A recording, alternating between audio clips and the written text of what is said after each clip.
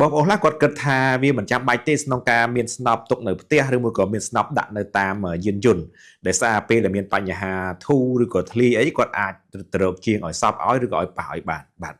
ចំណែកឯបងប្អូនខ្លះទៀតគាត់គិតថាវាមានប្រយោជន៍ណាស់ក្នុងការមានស្នប់ដាក់នៅក្នុងផ្ទះទុកនៅក្នុងផ្ទះឬមួយក៏យកដាក់តាមរថយន្តរបស់បងប្អូនសាកសម័យមើលពេលដែលបើកភ្នែកឡើងក្រោយពីគេងឡើងឬក៏មុនធ្វើដំណើរស្រាប់តែឡានអស់ខ្យល់ឡានធូរម៉ូតូធូរបងប្អូនគិតមិនបងប្អូនជិះទៅឲ្យជាងសពឲ្យទាំងធូរឬមួយក៏បងប្អូនត្រូវរកវិធីធ្វើម៉េចដើម្បីសពឲ្យមានខ្យល់ហើយដើម្បីទៅរកជាងឲ្យជាងមើលថាតើវាធូរដោយសារអីមួយទៀតករណីដែលបងប្អូនធ្វើដំណើរទៅទីឆ្ងាយទៅតាមខេត្តឬក៏ពេលរបស់បងប្អូនធ្វើដំណើរស្រាប់តែរថយន្តឬមួយក៏ម៉ូតូរបស់បងប្អូនវាធូរឬក៏ធ្លាយដោយចៃដន្យពេលខ្លះវាធ្លាយទូចល្មមអញ្ចឹងបងប្អូនអាចសពវាដើម្បីជិះធ្វើដំណើរទៅរកជាងដើម្បីឲ្យគាត់ប៉ះឲ្យឬក៏ឲ្យគាត់ពិនិត្យមើលកំហូចបាទតែបើករណីបងប្អូនអត់មានស្នប់ទេអញ្ចឹងសួរថាបងប្អូនត្រូវដោះកង់ដូរឬមួយក៏បងប្អូនត្រូវជិះទៅរកជាងទាំងធូរហ្នឹងឬមួយយ៉ាងម៉េច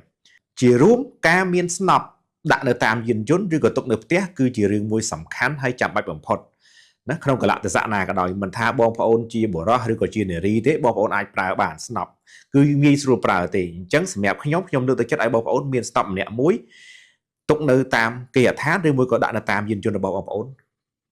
ទុកប្រើពេលចាំបាច់បាទយើងមើលអត់ឃើញទេមិនមែនថាឡានយើងម៉ូតូយើងគិតតែពីជិះទៅវាអត់ដែលធូរអត់ដែលធ្លាយទេបាទអញ្ចឹងគឺជារឿងចាំបាច់សម្រាប់បងប្អូនដែលមានស្នប់មួយទុកនៅតាមគេហដ្ឋានអញ្ចឹងថ្ងៃនេះខ្ញុំសូមណែនាំនៅស្នប់មួយប្រភេទនេះបាទគឺជាស្នប់ប្រភេទកម្លាំង 11.1 វ៉ុល 60 វ៉ាត់វាជាស្នប់ប្រើថ្មដែលអាចសប់បានជាមួយនឹងឡានម៉ូតូកង់ពងបាល់អញ្ចឹងក្នុងករណីដែលបងប្អូនត្រូវការស្នប់ប្រភេទស្នប់ប្រើថ្មមិនរញ៉េរញ៉ៃច្រើនបងប្អូនអាចមើលស្នប់មួយនេះបានបាទគឺវារូបរាងវាតូចល្មមងាយស្រួលបងប្អូនទុកដាក់បាទទុកដាក់នៅតាមរថយន្តឬមួយក៏ដាក់នៅតាមកង់3ដាក់នៅតាមកែបម៉ូតូក៏បានដែរព្រោះវាទូចល្មមស្រួលប្រើទេបាទបងប្អូនបាទប្រើថ្មពីស្រួលប្រើមែនទែនចំណុចដែលល្អសម្រាប់ស្នប់នេះមួយទៀតនេះគឺវាមានខ្សែនេះខ្សែគេហៅខ្សែដោតជាមួយនឹងភ្លើងកន្ទុយបារីអញ្ចឹងក្នុងករណីបងប្អូនសប់ឡានឬក៏សប់ម៉ូតូបើសិនជាករណីសប់ថ្មសប់ដែលប្រើថ្មវាមានវារៀងយឺតឬក៏សប់ប្រើថ្មវាកម្លាំងវាអត់ខ្លាំងបងប្អូនអាចប្រើភ្លើងពីភ្លើងកន្ទុយបារីឡានឬក៏ម៉ូតូដើម្បីសប់ជាមួយនឹងកង់ឡានឬក៏កង់ម៉ូតូរបស់បងប្អូនបាទគឺងាយស្រួលទេដោតវាឲ្យដោតជាមួយនឹងរុនរបស់វានេះគឺបងប្អូនអាចសប់បានហើយអញ្ចឹងបងប្អូនអាចប្រើថ្មក៏បានប្រើវាជាមួយនឹងភ្លើងកន្ទុយបារីក៏បានដែរគ្រាន់តែប្រើជាមួយភ្លើងកន្ទុយបារីគឺកម្លាំងវារៀងខ្លាំងជាងយើងប្រើជាមួយថ្មស្នាប់នេះគឺមានតម្លៃតែ$22តែប៉ុណ្ណោះដឹកជញ្ជូនឥតគិតថ្លៃទូទាំងប្រទេសសូមអរគុណ